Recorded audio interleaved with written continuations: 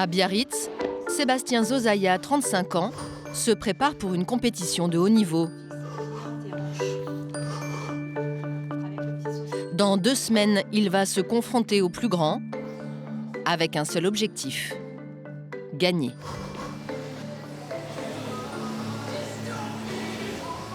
Sur les 2 derniers concours que j'ai passés, je sentais que physiquement j'étais un peu limite. Donc voilà, c'était une prise de conscience, une volonté, beaucoup de volonté. Et pot-au-feu, pot-au-pot, tout, tu peux? On devrait y arriver. D'accord. Poireaux, oignons, carottes, poules. Cet Hercule basque n'est pas rugbyman, Laurier. mais champion de charcuterie. Ail, bouillon de poule. Entraînement Tomate. physique et mental, à coups de recettes. Déjà dit. Ça va lui servir, ça?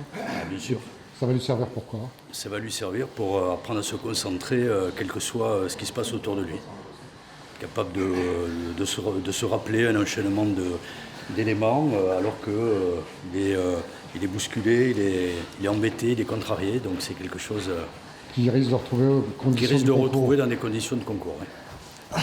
Car Sébastien va bientôt concourir pour le prix du meilleur charcutier traiteur du monde. Biscuit. Biscuit. Il y a le public, il y a du monde, des gens qu'on connaît, donc il va y avoir une adrénaline et une pression, et tout ça, ça va. La respiration, tout ça, il faut qu'on arrive à se mettre dans cette bulle et que ça nous pousse à faire quelque chose de bien. Sébastien va représenter la France face à 11 autres pays. Il espère bien l'emporter par KO. 1 minute de repos. On accueille la France. Pendant 2 jours, ils vont s'affronter. Pour cette Olympiade des traiteurs, 12 nations seront en compétition, comme le Vietnam, les États-Unis, le Brésil ou le Canada. Avec un objectif, le titre de champion du monde. Trophée d'or ICC 2017. De l'émotion, de la cohésion, du stress, Là, il faut quand même être un peu sous pression, autrement, ce serait pas normal. de la compétition, Ils sont là pour aller au bout et aller au bout, c'est la première place, quoi. ils devront préparer 4 plats imposés. Nous suivrons l'équipe de Madagascar. Elle participe au concours pour la 2e fois et essaiera de monter sur le podium. Là, je risque de péter les plombs. Et là, ça me déçoit, vous amener des trucs comme ça là-bas, on peut arrêter, hein, c'est pas trop tard. Nous serons avec Sébastien et Johan. La France était championne en 2015. Ils remettent leur titre en jeu. C'est parfait. À quelques jours des épreuves, retour à Biarritz. Au prestigieux Hôtel du Palais, le palace de la ville.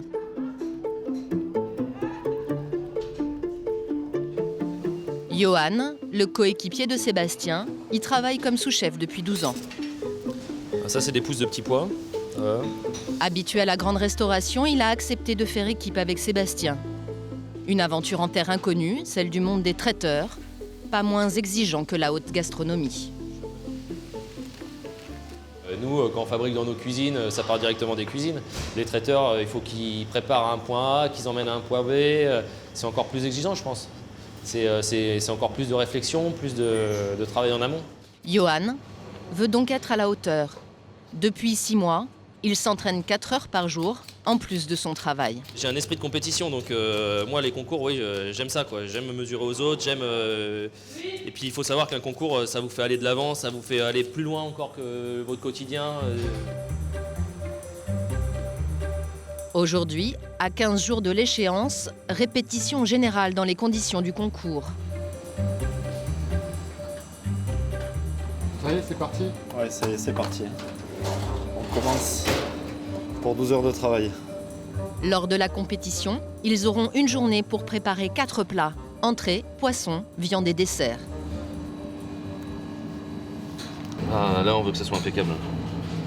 Là, on veut vraiment que ça soit abouti aujourd'hui. Une règle du jeu, les produits sont imposés. Tous les participants doivent faire avec cette contrainte. Pour le dessert, par exemple, chocolat, pommes et poire. Pour le plat principal, trilogie de cochon. Sébastien et Johan répètent leur recette pour la 30e fois. Pour atteindre la perfection, tout est millimétré, pesé et calculé. Chaque équipe a droit à un commis et à un coach. Bon, il reste 2h30 les gars. Pour nos Français, ce sera Arnaud Nicolas, meilleur ouvrier de France. L'échalote, tu veux pas l'acidiser demain? Ouais, parce que j'avais des échalotes ciselées. Hein? Je peux l'acidiser. C'est pas déconnant sur le sel. Faudra que tu fasses attention à ta sauce vin blanc. Ouais. Derrière, goûte. Faudrait qu'on baisse un peu, mais Quand vous allez être un peu dans le dur, dans le concours, là c'est la guerre. Ça veut dire qu'après il y en a partout quoi. Ok? Ok. Ça marche? Yes. Allez. Alors, on est parti un peu avec du confort, donc c'est bien, il nous a recadré. Et puis là, ça met un peu plus de pression, mais c'est bien. Ça va intensifier notre entraînement. Ils sont préparés comme des sportifs de haut niveau, quoi. Ça fait 6 mois qu'ils se préparent, ça fait 6 mois qu'ils vivent ce concours, ça fait 6 mois que tous les jours ils y pensent. Bien sûr. Et le but, c'est pas d'exploser le jour J, quoi. Rien n'est joué d'avance pour nos athlètes de la gastronomie. La victoire se jouera à un fil. Après, ça se joue au détail, hein. Ça va se jouer à un poteau rentrant. Voilà. À 8700 km de la France, l'île de Madagascar. Le pays figure parmi les 12 nations participantes au concours mondial des traiteurs. La formation malgache va tenter de se hisser sur le podium, aux côtés des plus grands. C'est en tout cas l'ambition d'Antonio, 30 ans, chef d'équipe. C'est un rêve pour moi parce que c'est Coupe du Monde. Hein. C'est Coupe du Monde et puis j'ai fait beaucoup des efforts que j'ai arrivé jusque-là aujourd'hui. C'est une passion pour moi. Et je suis fier en tant que cuisinier. Antonio travaille comme sous-chef dans un hôtel chic de la ville. Mais c'est la première fois qu'il participe à une compétition internationale. Il a donc demandé au traiteur le plus célèbre de Madagascar, le chef Lalen, d'être son coach. L'équipe malgache part avec un handicap, trouver les produits imposés pour s'entraîner. La mission du jour, trouver du bon foie gras. Nous avons une exigence particulière pour avoir des super produits. Je parle des lobes de minimum 450-500 grammes. Et on se déplace loin pour chercher ce produit. 2 heures de route pour trouver cette denrée de luxe dans un décor de western. Donc ici, c'est vraiment la capitale du foie gras. Oubliez le Périgord et Sarlat, bienvenue à Benji. Le foie gras a fait son apparition sur l'île dans les années 60 et les Malgaches désormais en raffolent.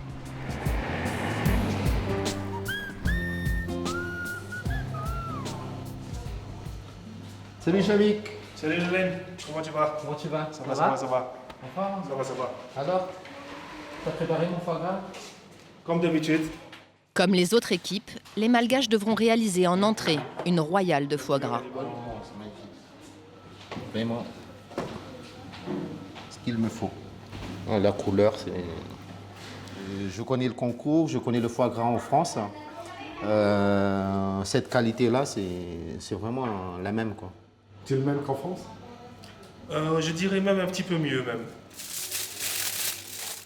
Au plaisir de te revoir. Allez. Merci mon ami. Allez, ciao.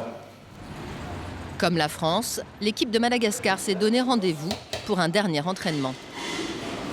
Salut les gars. C'est bon, hein? J'ai eu le foie gras.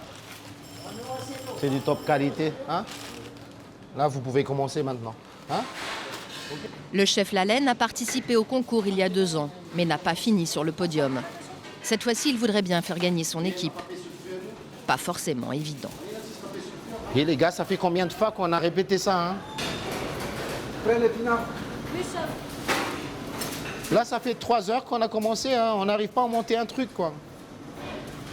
Là, il vous reste 5 heures, les gars, hein, pour tout finir. Hein. 5 heures. Hein. Préparer un concours comme celui-là coûte très cher.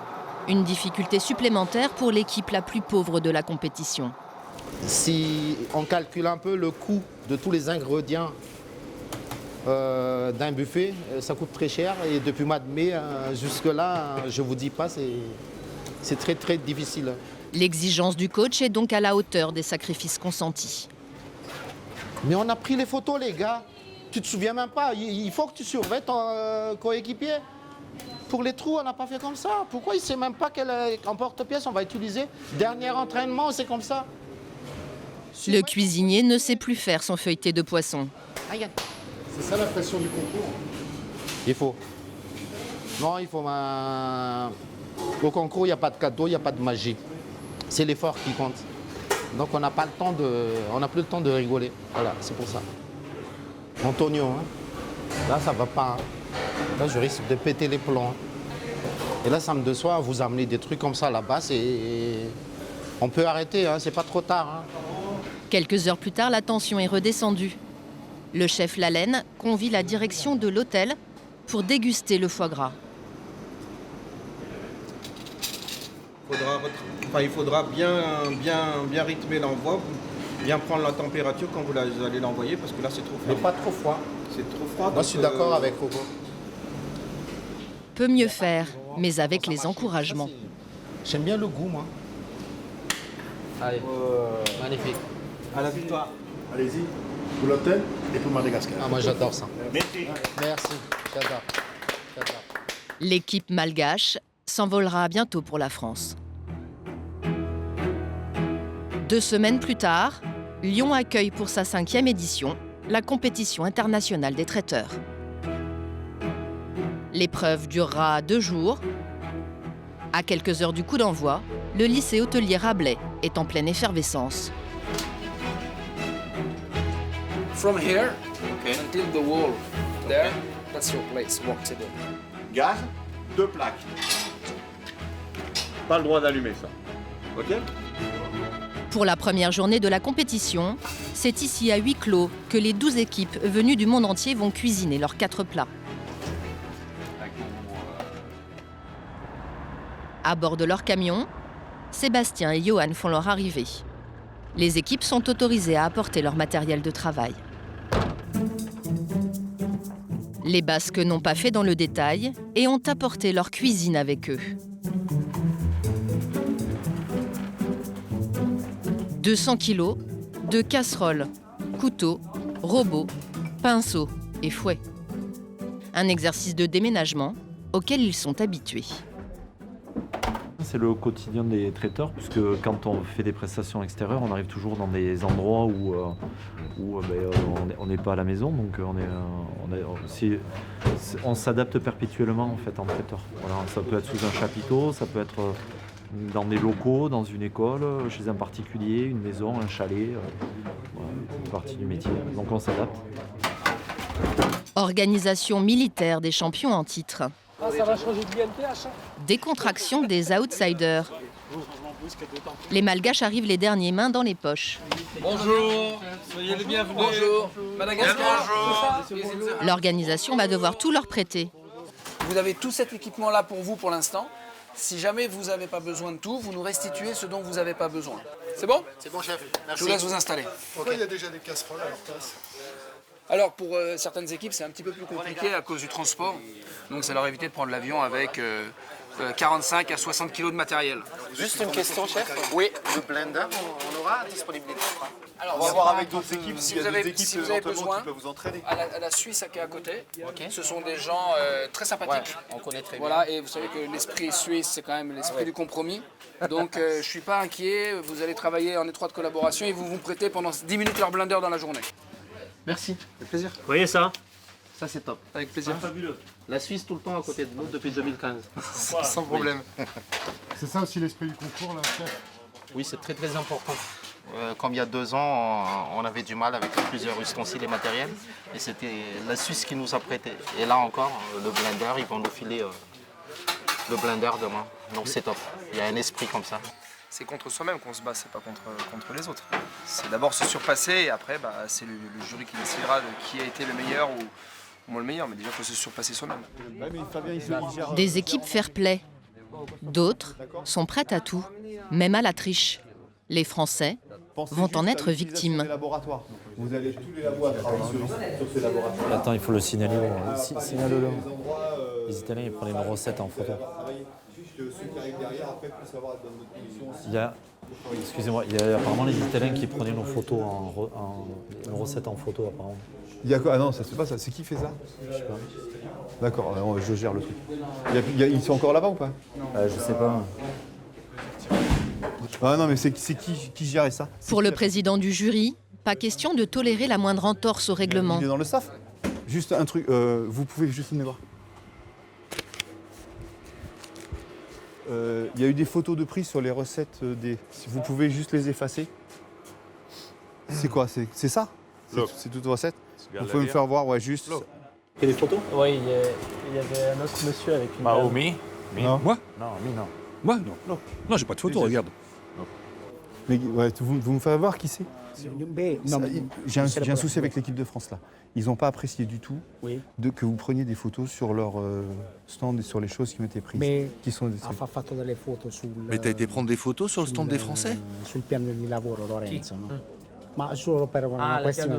Ah, le plan de travail, oui, mais juste comme ça. Vous pouvez régler ça avec l'équipe, leur faire voir ce que vous avez pris comme photo et leur demander simplement si ça les gêne pas. Il n'a pas à être là-bas, l'Italie. Non, l'Italie c'est là, la France c'est là. Mexique, ok. D'accord. Et nos photos. Ok. Carton jaune pour l'Italie. La paranoïa s'installe chez les Français. Je sais pas, il prend un ingrédient, on ne sait pas. Tu mets du sel dans du sucre sur tes... Après, c'est... on ne sait pas. Exactement, ouais. Johan va même jusqu'à goûter. Ça fait, il en faut toujours une équipe. Hein. Bah oui. Ah mais il a raison, c'est vrai que... Moi, ce qui est bien, c'est qu'il n'ait pas mis du sucre à la place du sel, on sait jamais, il m'a fait peur. On a perdu une finale de Coupe du Monde de foot, on va pas perdre celle du traiteur. Hein. Ouais. Ils ont gagné un paquet qu'ils auraient pas dû avec gagner, un coup de boule, on voudrait pas que ça recommence. France-Italie, l'éternelle rivalité qui se rejoue même au fourneau. La première journée de compétition va enfin commencer. Je déclare le concours ouvert. Bonne chance, beaucoup de réussite et que le meilleur gagne. Merci mesdames et messieurs. Allez-y.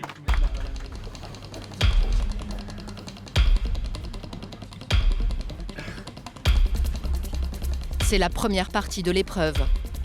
La fabrication en laboratoire. Côte à côte, les 12 équipes ont 10 heures pour préparer leur entrée. Poisson, viande et dessert. Des plats qui seront présentés le lendemain. Il y a des bons arômes là. C'est bien intéressant. Ils sont parmi les plus talentueux de leur pays. Seront-ils les meilleurs du monde? Vous pouvez entendre, il n'y a pas un bruit. C'est serein, c'est très organisé. Ça fait plus de 15 ans que je suis sur les concours maintenant, en tant que jury, et c'est pas toujours le cas. Là, on voit vraiment que les gens sont préparés. Toute la journée, 5 jurés, tous français, vont évaluer le travail technique des équipes. Ils vont traquer les erreurs, les maladresses et les retards. Non, je regarde comment a été dénervé le foie gras, je vois comment dénervent les magrets. Ça fait partie de... Ça fait partie de la technicité de la notation, la technicité du travail. La note du jour comptera pour un quart de l'évaluation globale et de l'attribution du titre. On va marquer ce qui va et ce qui ne va pas, les points positifs, les points négatifs, et ça nous permettra de faire une synthèse. L'idée, c'est d'être au plus juste par rapport à l'organisation, par rapport à tout leur travail, hygiène, sécurité. Dans cette course à l'excellence, mieux vaut donc maîtriser les étapes de la fabrication, comme la découpe du cabillaud. Un poisson qui n'existe pas à Madagascar et sur lequel Antonio n'a pas pu s'entraîner. Les difficultés du cuisinier n'échappent pas à Geoffrey Mauvigné, l'un des jurés. Je regardais comment avait été travaillé le cabillaud. Voilà, on passe chaque poste de travail et puis on aperçoit certaines choses que l'on note plus ou moins bien. Et puis c'est des petits rappels pour que ce soir, quand on se consultera avec tous les membres du jury de travail pour élaborer une note, quoi. Là, la découpe du cabillaud. Je n'ai pas le droit de le dire. Du côté français, c'est plutôt la force tranquille. L'exercice du poisson est un des favoris de Johan. Et le duo de truite et cabillaud en croûte, une des pièces maîtresses des candidats. Oui, pour l'instant ça va, tout va bien, on est dans les temps, tout se passe bien, il n'y a pas de surprise. Donc, Après des mois d'entraînement, les Français dominent l'exercice. Hop. Là, je les mets côte à côte, je les tapote, faire ressortir le collagène du poisson justement pour qu'ils puissent bien coller entre eux. La difficulté de l'exercice, les deux poissons ne cuisent pas à la même vitesse. Et surtout, le cabillaud rend beaucoup d'eau, une calamité pour un feuilleté. Mais Sébastien a une astuce.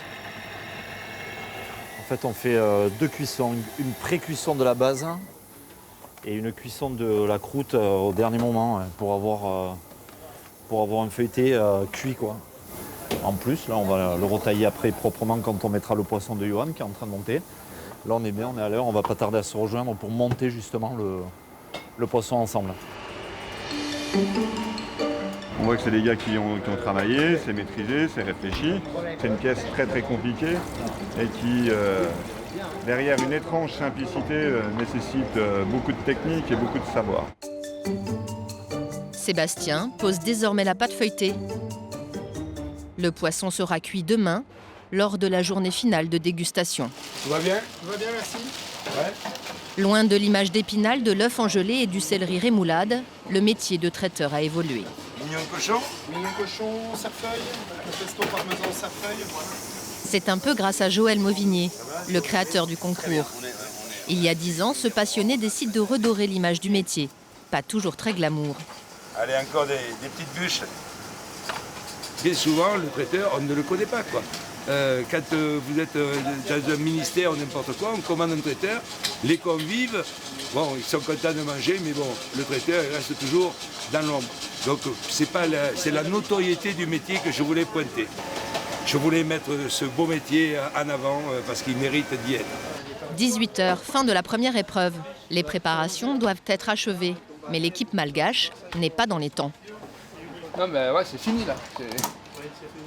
C'est fini. Madagascar part pour s'arranger. D'accord? S'il vous plaît. Un retard qui pourrait coûter cher à Antonio en pénalité. Briefing de fin de journée. Le jury attribue sa première note à chaque équipe avant l'épreuve finale du lendemain. Ok, France. Alors moi globalement j'ai trouvé que c'était bien installé, bien équipé, bien préparé, propre. On sent qu'il y a de l'entraînement, on sent que les gestes ils sont pesés, mesurés. Voilà, on sent que c'est travaillé. Oui, c'est travaillé. En fait, on ne voit pas quand ils travaillent. C'est ça, c'est souvent ces équipes-là qui sont surprenantes. Ouais, on ne voit pas. Il y en a plusieurs comme ça. Régalé, ouais, voilà. Ouais. Ensuite, Madagascar. Pas achevé, bâclé même des fois. Oui. Le poisson Déchiré. Oui, déchiré. Non, on est d'accord, il y a vraiment un manque de maîtrise. On sent quand même du travail, de l'investissement. Il y a une recherche dans les formes quand même. Hein, hormis on peut parler de formation initiale qui n'est pas la même que la nôtre. Tout à fait. Voilà, quoi. On voit qu'ils apprennent de leurs erreurs des années passées et qu'ils progressent. Ils comprennent et pour eux, à mon avis, ça devait être déjà bien de gratter des places et d'avancer gentiment. Voilà. Et on voit que ça s'affine dans le temps. C'est bien. Un concours, ça reste un concours et c'est probablement comme un match de foot. Il faut attendre de la fin des prolongations parce que rien n'est joué jusqu'au dernier moment. La compétition reproduit les conditions de travail du traiteur. Elle évalue les candidats sur toutes les facettes du métier. Dorure pour le poisson. Comme pour une réception ou un mariage, les équipes doivent désormais charger leur préparation pour le transport. En fait, le truc, c'est que le traiteur, lui, il est obligé de partir de l'endroit A, son laboratoire, ou son lieu de production, pour rejoindre un poste d'envoi. Alors, soit c'est des clients, c'est une salle, ça peut être un château, ça peut être n'importe. Forcément, ça complique la chose, oui. C'est un risque en plus, on va dire. Après, c'est pas compliqué en soi, mais bon, il peut arriver encore nous arriver des choses pendant le transport, quoi. Ça, on n'est jamais à l'abri, quoi. L'étape est en effet périlleuse. Le travail de la journée peut être anéanti en un instant. Angoisse de Sébastien pour le déplacement de son dessert. Je suis pas très content là, de ça. C'est quoi le risque là? Ben là, transport, PAM, qui s'entrechoque. Donc le risque... Et parfois, une victoire tient à un cure-dent. Attention, à 7h, on ferme tous les camions à clé, c'est fini, on peut plus rien mettre dedans. Ne les fais pas tomber quand même. Fais pas un salto, mais ouais. Chaque équipe doit charger les camions réfrigérés qui resteront en marche toute la nuit avant leur départ pour la grande salle des expositions à Lyon. 1, 2, 3. Allez, montez, on va le coller. On est sous adrénaline, on n'est pas fatigué. Dès lundi, à mon avis, quand ça va retomber, ça va faire mal.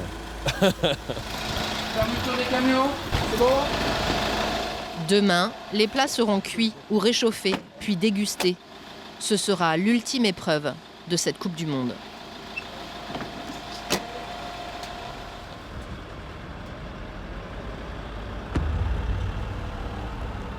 Le lendemain, 6h du matin. Le convoi des candidats part pour Lyon, avec à bord la précieuse cargaison. Direction le salon des expositions, où vont se tenir les épreuves finales du concours. Allez, messieurs, vous nous suivez. Joël est à la manœuvre. Les équipes, je veux voir les équipes d'abord, hein, ok? On verra les coachs après. D'abord les équipes. Vestiaire des équipes à droite. C'est dans la salle des chefs que les équipes vont se défier. Chacune dans un box, face au public.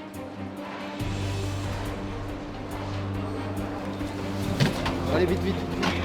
Les Malgaches sont impatients de se mettre au fourneau. Les candidats n'ont qu'une heure pour s'installer et le coach s'inquiète déjà du retard pris la veille. On a un petit souci sur la pâtisserie, c'était pas fini à temps. Donc il faut qu'on rattrape ce petit temps perdu d'hier pour finaliser les desserts. C'est encore jouable? C'est encore jouable, oui. Rien n'est perdu pour l'instant. C'est chaud, chaud, chaud. Le stress monte. Il est 7h30. Ah, mais cherchez Marjorie, il faut m'installer. Les tables et même du jury, là, c'est pas encore prêt. I don't want to see anything else here. Huh? Nothing. Bye-bye. All right? Yes, yes, yes. Out, out, out. 8 minutes maximum, you should be in a backstage. Qu'est-ce qui va se passer dans 5 minutes? Alors, en fait, avant 9h, il faut absolument qu'ils soient tous en backstage. Et après, toutes les 5 minutes, les équipes vont rentrer dans les box.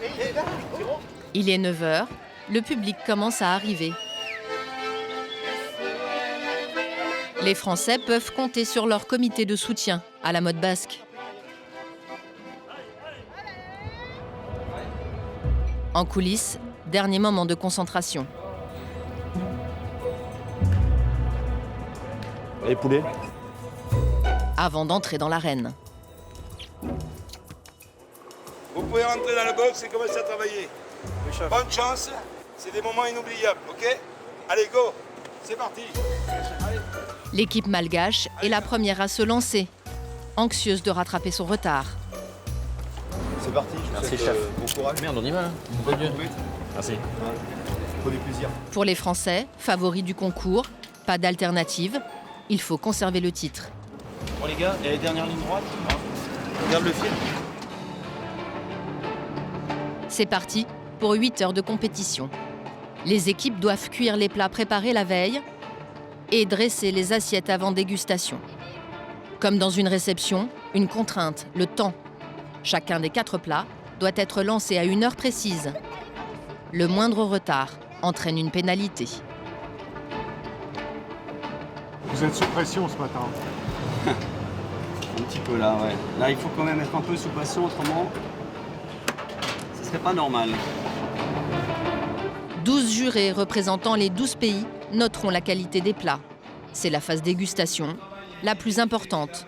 Elle compte pour la moitié de la note. Et c'est là où vous allez découvrir beaucoup de choses, à mon avis.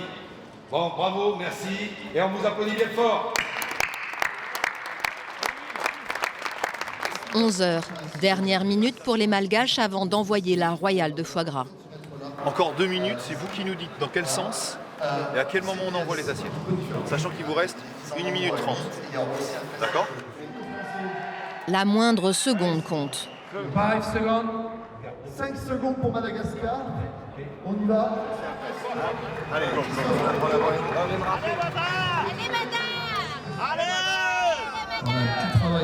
La laine fait partie du jury, mais ne peut pas noter son pays. Les autres membres vont attribuer une note.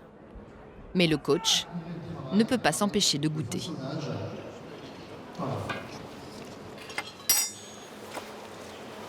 Réussi. Je suis content. Je suis très content de ce qu'ils ont fait. Oui. Il reste 7 minutes à Sébastien et Johan pour leur assiette de foie gras. Quand tu sors les assiettes, on les essuie bien, tu les mets tout à plat. Mais il y a un problème. C'est pas chaud, Sébastien. Hein? C'est pas chaud, je crois. C'est pas chaud? Non. Le problème, c'est que faut pas trop les booster non plus, quoi. Si l'entrée est ratée, adieu le titre.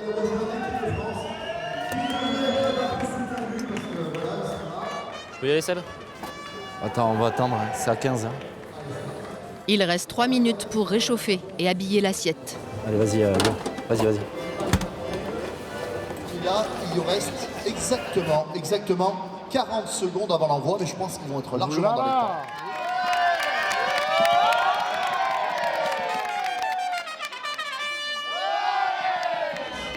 On peut y aller, on y va. Ouais. Ah, c'est bon. Reste maintenant à convaincre le jury. L'attente est grande, c'est le premier plat de l'équipe favorite. Bon, c'est très bon. Belle cuisson, bien réalisée, beaucoup de saveurs. C'est pas facile de venir à un royal de foie gras servir chaude comme ça. C'est ça la performance. Oui, on voit que ce sont des pros. Mais les Français ne sont pas au bout de leur peine. Il y a encore 3 autres plats à réussir, dont le fameux feuilleté de poisson. Johan, je suis là. En présentation, c'est très joli, c'est agréable à l'œil. On a envie d'aller, avec la fourchette et le couteau, manger la première bouchée. Voilà. Mais je pense que le chef ça donne envie, a la même impression. C'est très agréable. Ouais, c'est un montage qui est simple, clair, lisible pour le jury aussi. Mission réussie. Après, il faut voir le goût. Juste un peu au célin. Oui.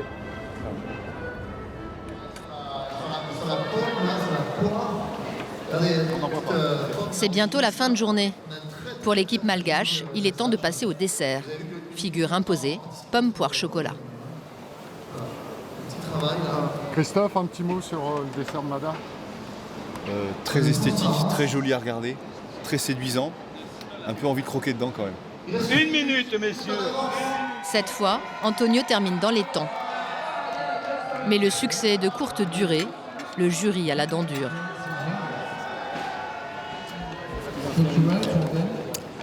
Étonnant. Étonnant et ce qui est un peu dommage, c'est que c'est encore légèrement congelé. Ah, c'est très froid, limite congelé. Dernière étape de la journée. Les candidats dressent un buffet, le passage obligé de la profession de traiteur. Les 4 plats doivent y être présentés dans une jolie mise en scène. Cet exercice comptera pour un quart de la note.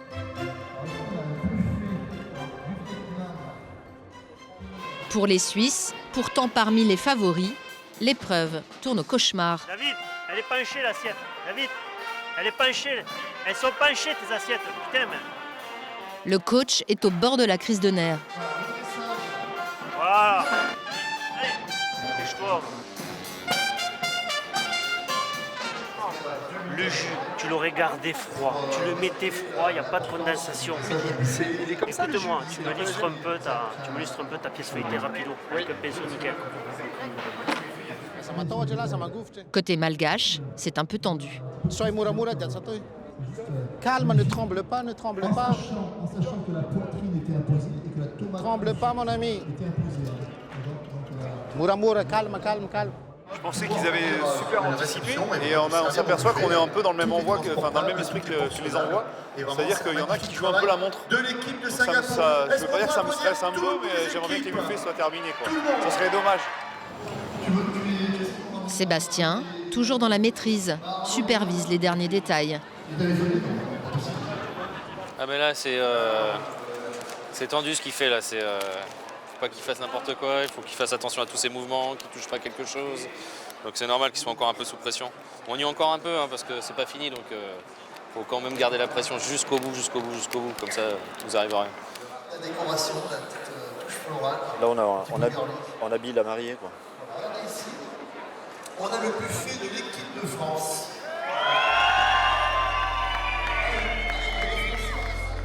Un buffet comme une évocation du Pays basque.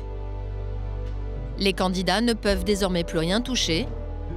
Place à la dernière phase de notation.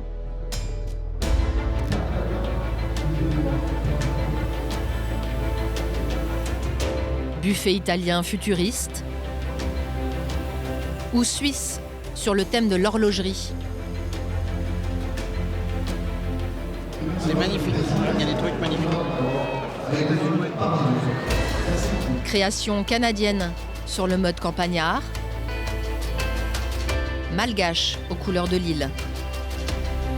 Après des mois d'entraînement et 2 jours intenses de compétition, qui l'emportera? Un couteau à cible aurait été un peu plus efficace. À quelques minutes du verdict, le coach français débriefe l'équipe.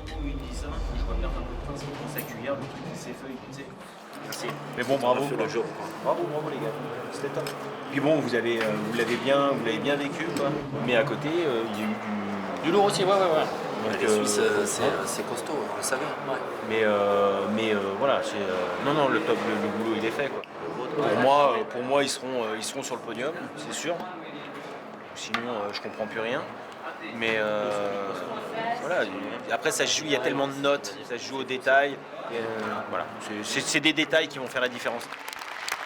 Enfin, c'est l'heure des résultats. Et si on appelait Madagascar, quel public de Madagascar? Allez. Bravo à toutes ces équipes.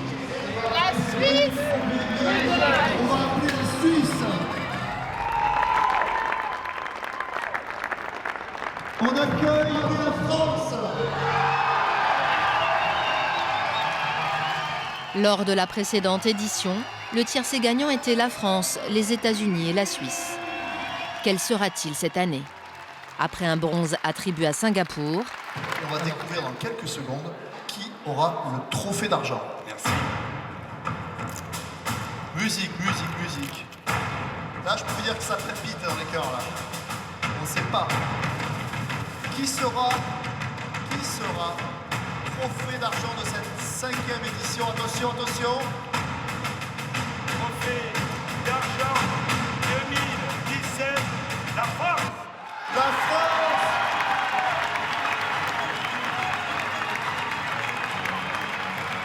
une 2e place pour Sébastien et Johan. C'est la France. Ils montent sur le podium, mais pas sur la première marche. Une déception qu'ils ont du mal à cacher. Quant à la statuette tant convoitée, l'Oscar des charcutiers traiteurs, il finit entre les mains de... La Suisse.